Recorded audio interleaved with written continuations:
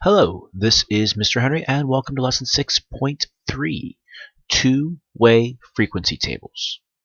The essential question says, how do I read and interpret two-way frequency tables? So for warm-up down here, it asks to list all the ways you know of to display data. We've probably learned lots of ways, over the past few years, on different ways to display data, so just list some ones you know. Go ahead and pause the video, put down your list, and you're ready to continue to hit play.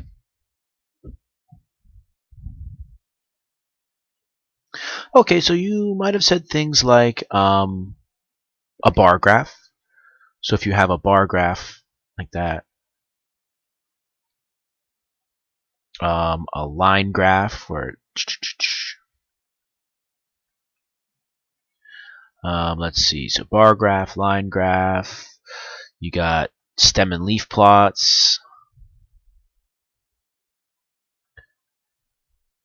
you got a box and whisker plot,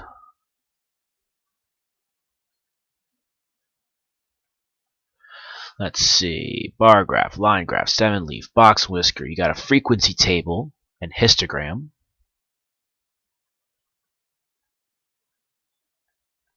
And these two kind of go together.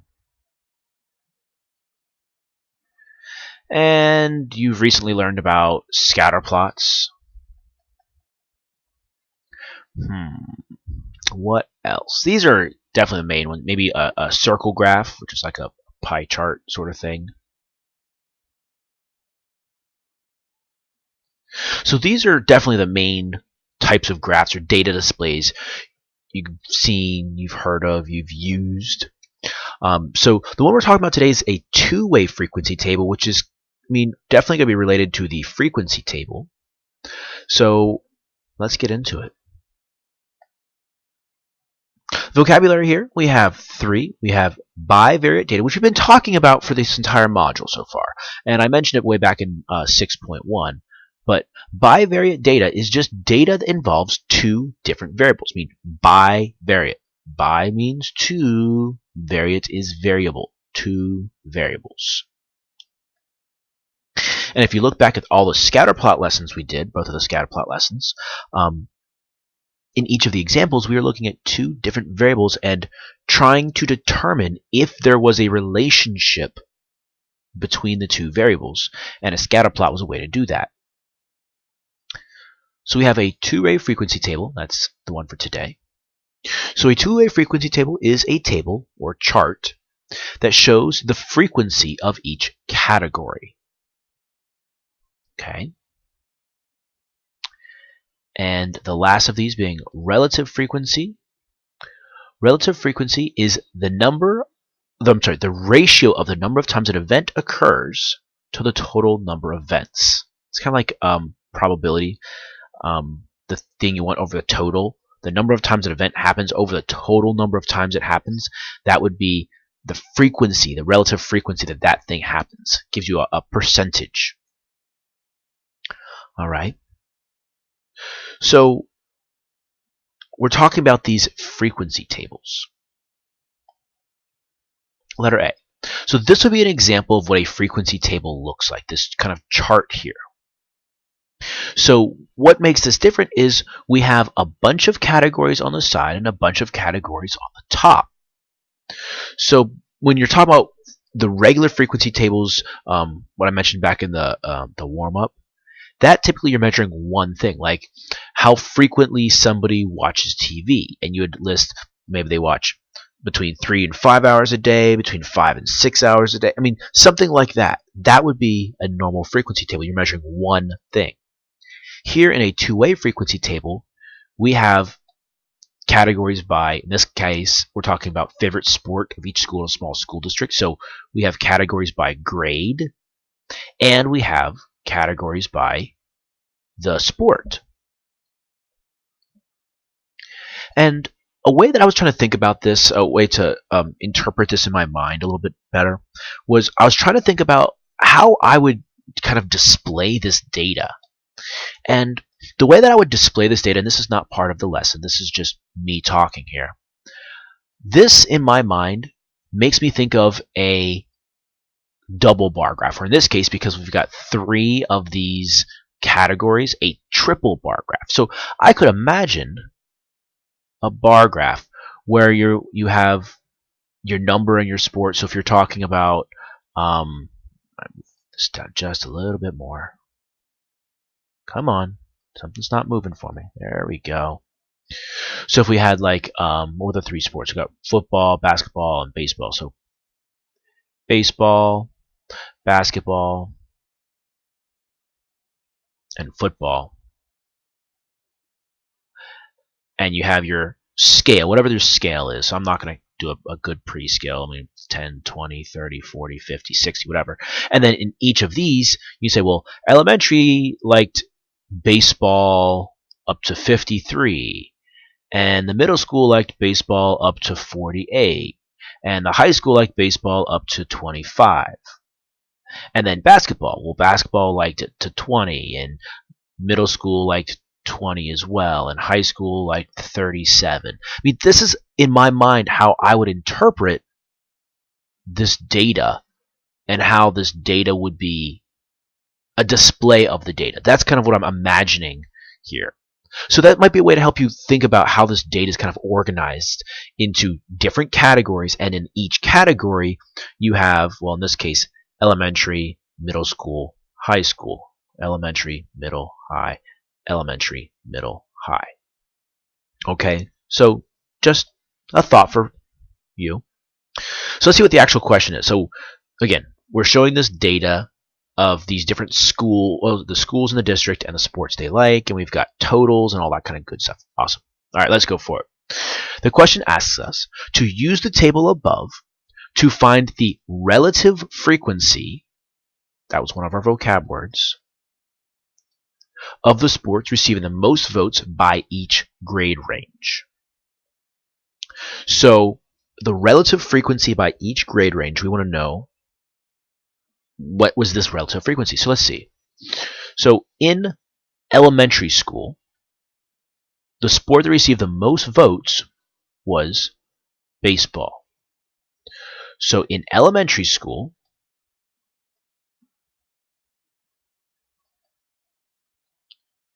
the sport that received the most votes was baseball. And was it 53 votes? Baseball. So we got 53 votes out of how many votes at the elementary school? Well, the thing you want over the total, so out of 88. So the relative frequency of the elementary school students picking baseball was 53 out of 88, and we're going to change that to a decimal. So let's put up a calculator. So 53 divided by 88 equals, so 0.60, which as a percent would be 60%. So according to the data, 60% of the students at elementary school chose baseball as their favorite sport. Okay, so we're going to do the same thing for middle school and high school. So middle school, the highest was football, and actually so was high school. So they both chose football.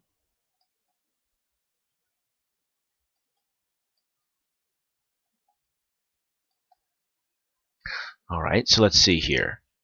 Middle school, we had 50 students out of 118. 50 students out of 118, which gives us, let's see, clear, 50 divided by 118 equals 42%, or 0.42, which is 42%. And high school, 60 out of 122. Let's go down here. 60 out of 122. That's going to be a little bit less than 50% as well. Let's see, clear. 60 divided by 122. 22 equals 0.49. That's 49%. All right. So these would be the relative frequency. So we can say, in the elementary school, 60% of the students chose baseball. In the middle school, 42% of the students chose football. And in the high school, 49% of the students chose football as well. Okay. So this is the same data. So the question is now, is there a relationship present in the data? That's the whole point of having a data display. This would be a data display. We're displaying data in a chart or a table, graph thing. So is there a relationship present? Looking at that data, can we determine or can we make some connections? Is there a relationship between these two variables? Well, looking back at our relative frequencies, we can say that most elementary school students chose baseball because it's over 50%. Out of the majority of the kids, this is a majority. But most of the middle school and high school students did not choose football. This one's pretty close. That's 49%. That's almost 50. But out of the students that were here, the students that voted, most of the students did not vote for football or baseball. So that would be a minority. Okay. So we can say that, as far as what relationship is present, we can say that most elementary school students prefer baseball,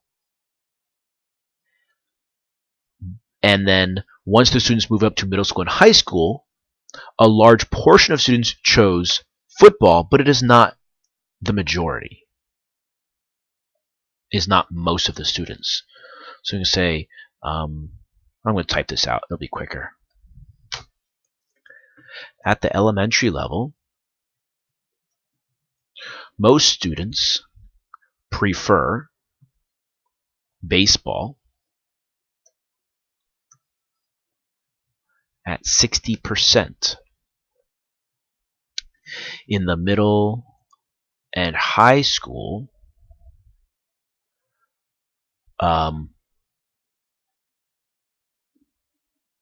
between 40 and 50% of students prefer football. So, that's the conclusions we can make as far as the favorite sports. Now, you could also look at this data and say things like, well, at the middle school level, there's almost an equal number of students who prefer football and baseball. You could talk about we talked about where the most is. The most was here, and then the most was down here and here. You could also look at from sport to sport how it relates from one school to another, or from as the kids get older. You could say each year baseball is decreasing in its popularity. Each year football is increasing in popularity. Those are all things you could say that are true about each of those sports. So that's what kind of things, those are kind of connections that we're trying to make, the things you could get from this table. Okay, is a relationship present in the data? Yeah, each year baseball is decreasing and football is increasing in popularity. But at the elementary school level, you could say most of the students prefer baseball.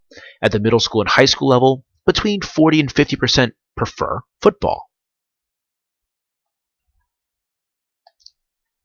And I think the hard part about this lesson is when you're just being asked to draw a conclusion from the data, it's really hard for people to figure out where to start.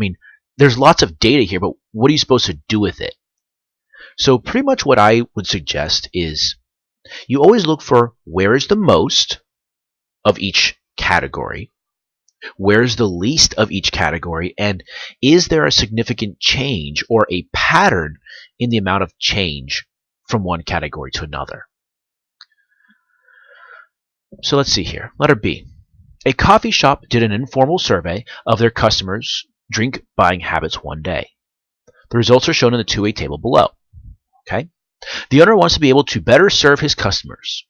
Of the customers surveyed, what % ordered hot drinks? Oh, that's not so bad. So let's see what we got down here. So we've got hot coffee, hot tea, iced coffee, and soda, which we would assume is a cold soda, not hot soda. So we're trying to find what percent ordered hot drinks. Well, to find a percent, you want something, I mean, we can do a fraction and then divide and change it to a percent. So we want the thing we want over total.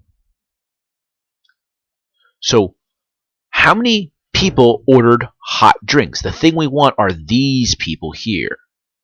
How many people ordered hot drinks over the total number of people? So in order to do this, we're going to have to add everything up. So let's just do a quick little addition here.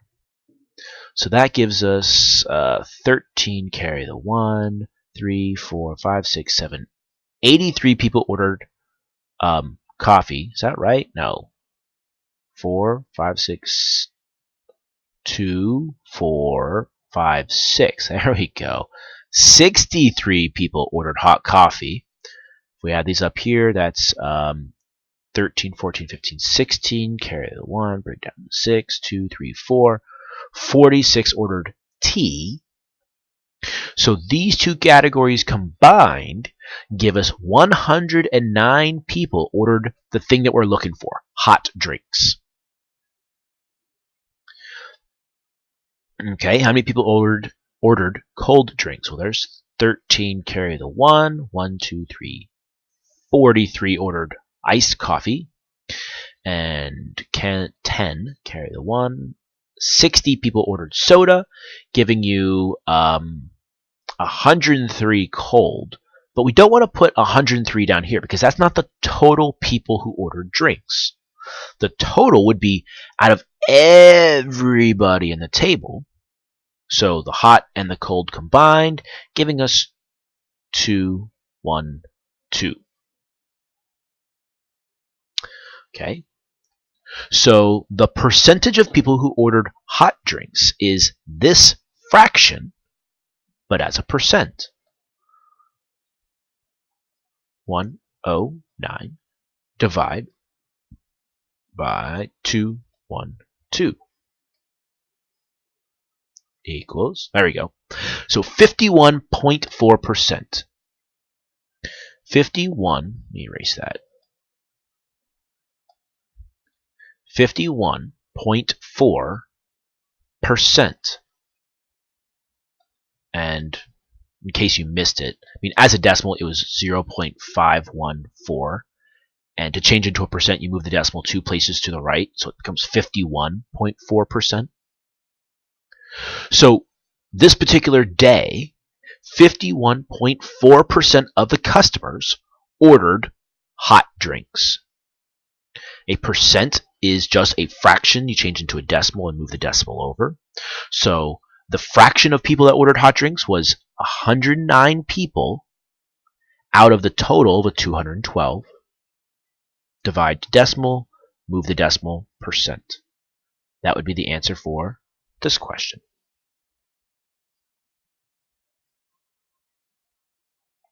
Huh, that was it. That was a nice, easy, quick question. All right.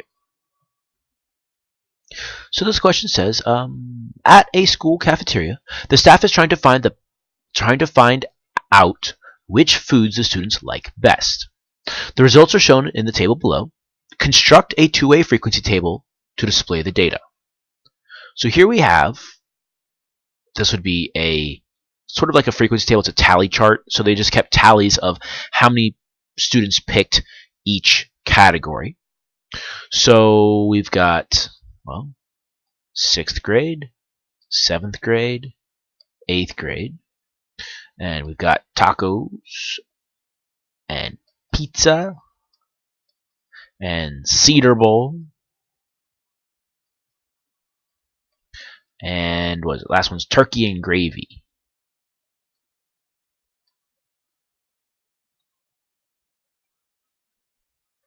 Make sure I'm doing the right thing. Construct a two-way frequency table to display the data.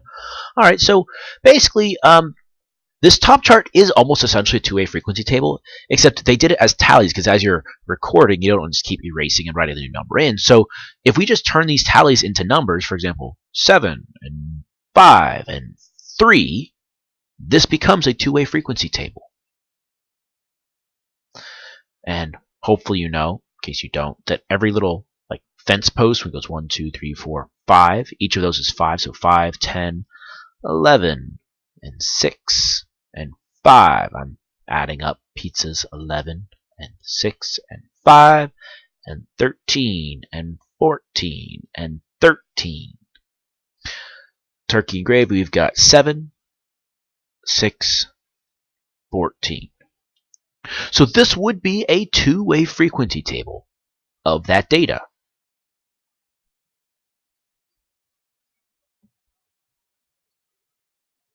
I think there's going to be a second part to the question here. It says the cafeteria staff wants to recommend to the school principal that different grades get served different lunches. Will these data support this proposal? So they think that different grades should get different lunches.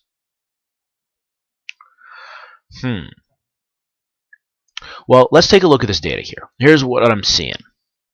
So for each grade to get served a different lunch, I would assume that means that each grade kind of has a different preference. That way, every student, each grade can get their preferred lunch. So I'm looking to see, is there major differences from one grade to another? So let's see what we got here.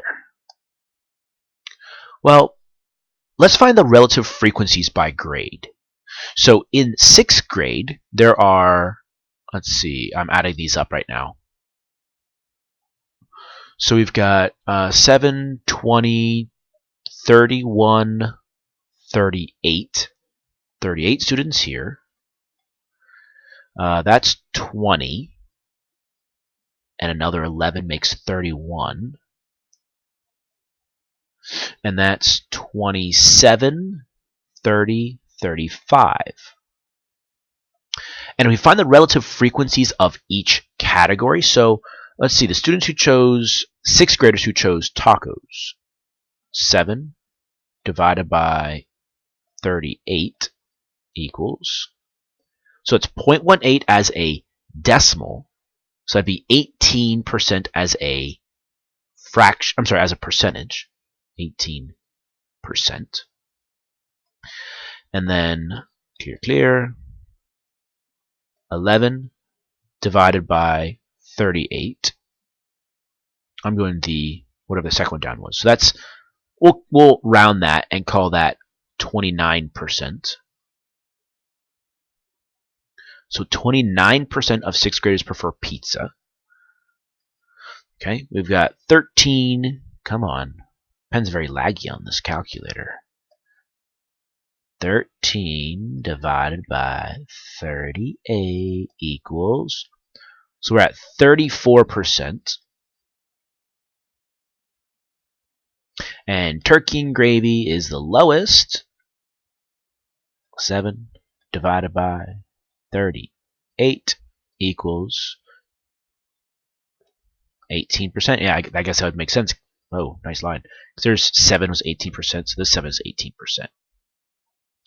Okay, so we can say for sure that out of the 6th grade, now you could have done this for the black as well, that the Cedar Bowl was definitely the preferred choice, with pizza being the second preferred.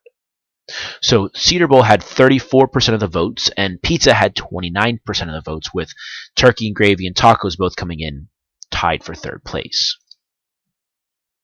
Okay. Let's see. 7th grade.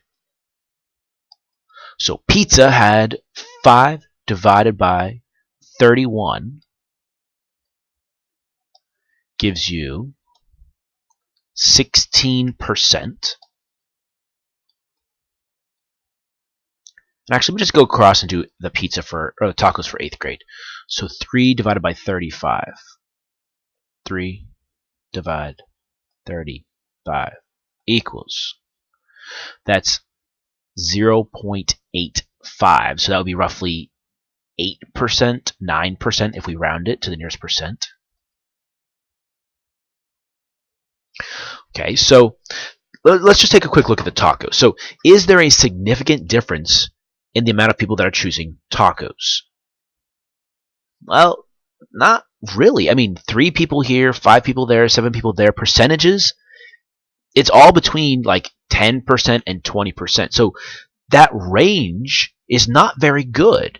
So just based off tacos, I'd say there's not enough evidence to support each grade getting a different lunch because the same kids are voting for this. I mean, at least as far as tacos are concerned, not many kids are eating the tacos. So that doesn't seem to be a high priority lunch. All right, let's go with pizzas. Let's just go right across with pizzas. So we got 6 divided by 31. Divide, I said. 31 equals, okay, we've got 19.3%, so we'll just go with 19%. And 5 out of 35, 5 divided by 35 equals 14%. Okay, so looking at pizza, is there a significant difference in the percentages? Well, from 14 to 29, that's a fairly decent difference. I mean, I guess if you look at both the 8th grade and the 6th grade for these two categories, the 6th grade category is double what the 8th grade is, but still, that's not a lot of students overall. I mean, still, only 14% of the students in 8th grade chose pizza as their favorite meal. All right, let's do, what was the next one? Cedar Bowl, which was like, seemed to be the highest priority. 14 divided by 31, because we're talking about 7th grade. 45%. So 45% of the 7th graders chose Cedar Bowl as their favorite. And out of the 8th grade, we've got 13 out of, divide by 35, is 37%. So the range right there is quite a bit smaller. I mean, from 34 to 45, that's less than 10, just over 10%. That's 11% difference in the amount of people that chose Cedar Bowl. And, well, here, instead of me typing in the calculator, I know 6 out of this 7th grade is going to be 19%. And 14 is going to be, well, it's going to be a little bit over 37, but I don't know exactly, so I'll do the math. 14 divided by, what was it, 35. There's 35 kids in 8th grade. Gives us exactly 40%. So now that we have all of the data, we need to determine if there is enough evidence to have the lunches for the school principal to determine if different grades get served different lunches. So we made our frequency table. We found the relative frequencies in each grade. We say, well, based off this, I mean, is there a significant difference in the grades data? So based off tacos, is there a significant difference? I'd say not really. I mean, there's no absolute like majority of like 50% of the kids chose a specific meal. They're all kind of, well, some kids like this and some kids like this and some kids like this and this one as well. So out of 6th grade, there's not a clear winner. I mean, yeah, Cedar Bowl has the highest percentage, but not by a significant difference. 7th grade. Here we have more of a significant difference because 45% of the kids chose Cedar Bowl. That's more than double any of the others. Okay. Here, 8th grade, 37% of the kids chose Cedar Bowl, but that's not more than double of all the others. I mean, turkey and gravy won in 8th grade. So, I mean, if there doesn't seem to be a clear consensus. Oh my goodness, that didn't mean to do that.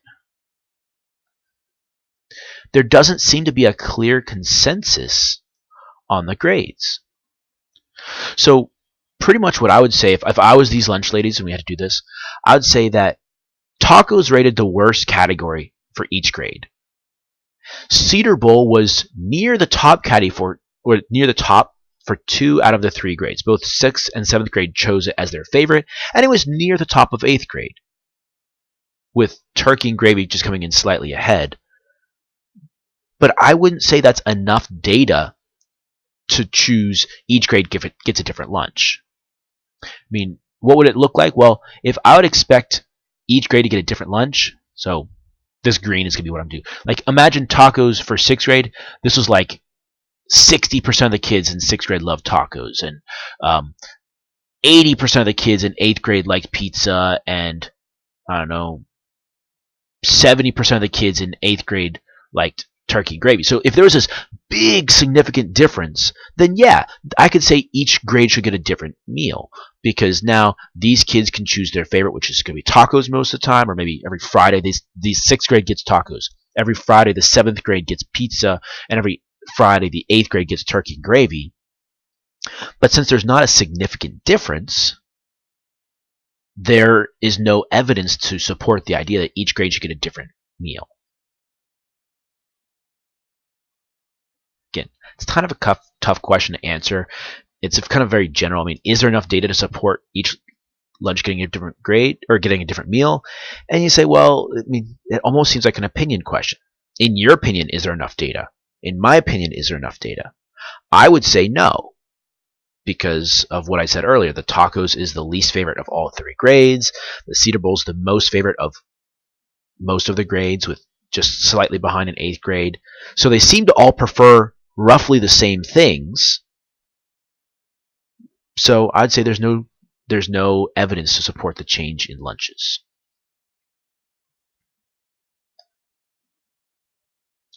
Letter D.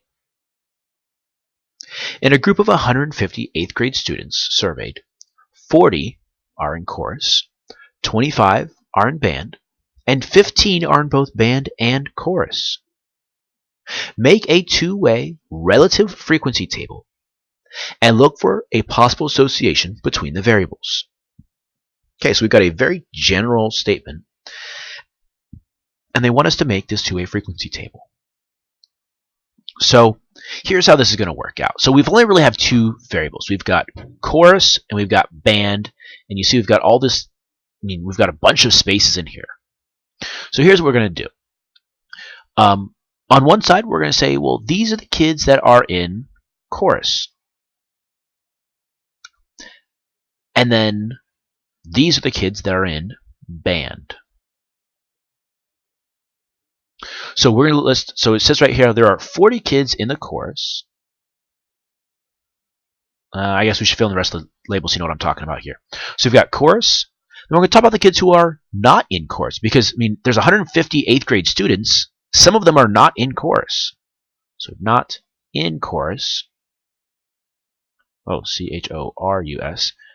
And we're going to have our total students. And we've got band, not in band, and our total. So right now, the total kids in chorus are 40. That's the total kids in chorus. It says there are 40 kids in chorus. There are 25 in band. The total kids in band are 25. And it says there are 15 that are in both band and chorus. So if they're in band and chorus, there's 15 of them.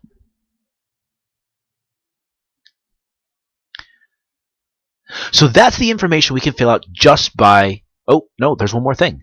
The total kids in the school, there's 150.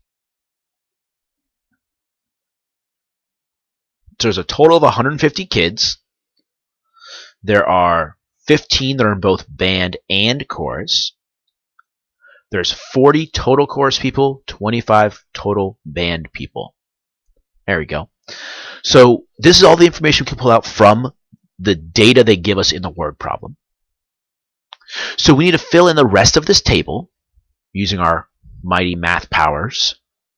And then we're going to look to see if they're, and then, well, make it a frequency, relative frequency, so we're going to do the percentages in each category, and then determine if there is a relationship between the variables. Alright, so let's see here. If there are 15 people here that are both band and chorus, and 40 total people, using your mighty math powers, you should be able to determine there are 25 people that are in the chorus but not in the band, because 15 plus 25 gives you a total of 40. And going across this way, if there's a total of 25 people in the band, and 15 of them are both band and chorus, that would make 10 of them in the band, but not the chorus. See? 15 plus 10 is 25. Alright, let's keep going across.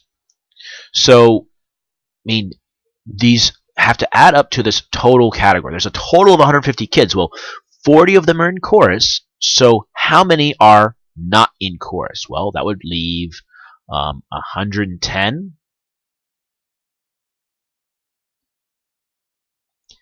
And the total kids here have to add up to 150, so 25 plus 125 is 150. So if there's 25 in band, there's 125 kids not in the band. See? Not in the band. Total 125 kids. And that would make this middle square have to be 100, because 10 plus 100 is 110, and 25 plus 100 is 125. Sweet. So we have now filled in our two-way frequency table. Now, we want to turn this into relative frequency, so we need to do our percentages. Now, one slight difference in phrasing from this problem to the last couple problems is this problem doesn't, it's not asking like by grade. So if we look back here, further back, first one, look for the first problem. That was the first, oh no, this is the first problem. When we're asked to find the relative frequency by each grade, we totaled the grade and found the frequency of the grade. So we did like 53 out of 88 and 50 out of 118. So that was a relative frequency by grade. When we talked about here, and we made a relative frequency table, this was also by grade, because they're asking, is there a difference by grade on the preference of lunches? So we totaled up the grade and then did our frequency by taking like 7 divided by 38, and 11 divided by 38, 13 divided by 38. This problem, though, there's no grade, it's not asking for a relative frequency by something.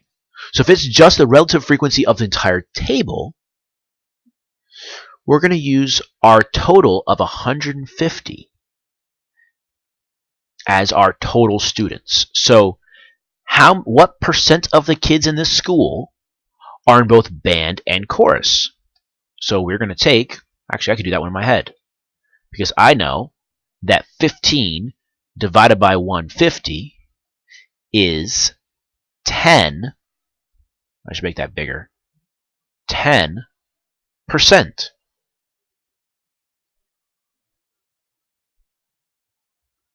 And what percent of the kids are in the chorus but not the band? Let's see. I don't know that one off the top of my head. So we're going to do 25 divided by 150 equals 16.6%. So we'll call that 17%.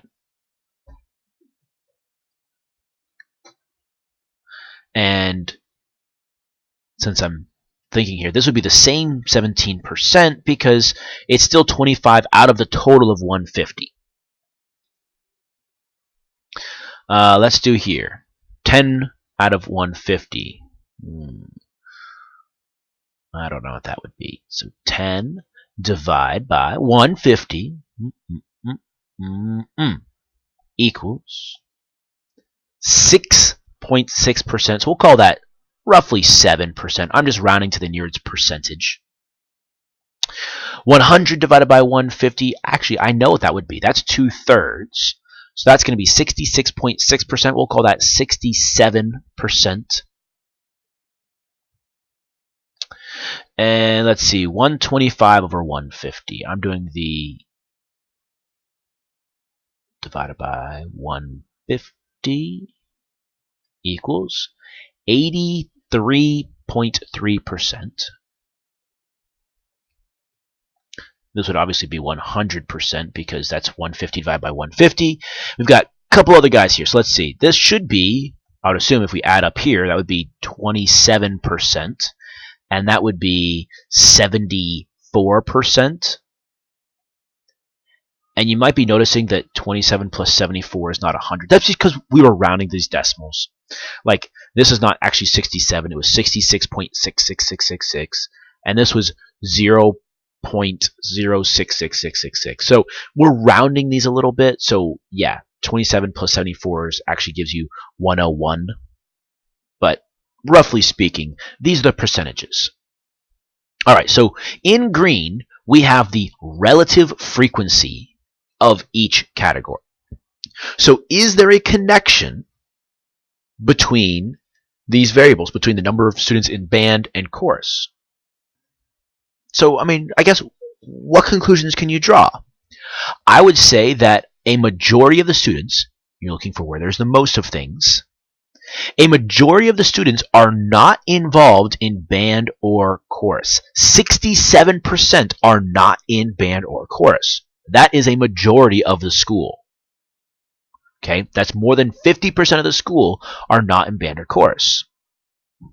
But of the kids who are in band and chorus, well, I would say that chorus is more popular because there's 27% of kids who are in chorus and only 17% of kids are in band. So most of the kids in the school are not involved in either music program, band or chorus. But between band and chorus, chorus is more popular because chorus has 27% of the students of the school are in chorus and only 17% of the students are in band. So those are that's what I would say. Where is there the most? Where is there the least? Where is there differences? The least you could say is the students that are in the band but not the chorus. There seems to be quite a few students who are in the So I don't know what I was going to say there. My brain just shut off. I don't know. But yeah, let's go with that. That's what I was going to say.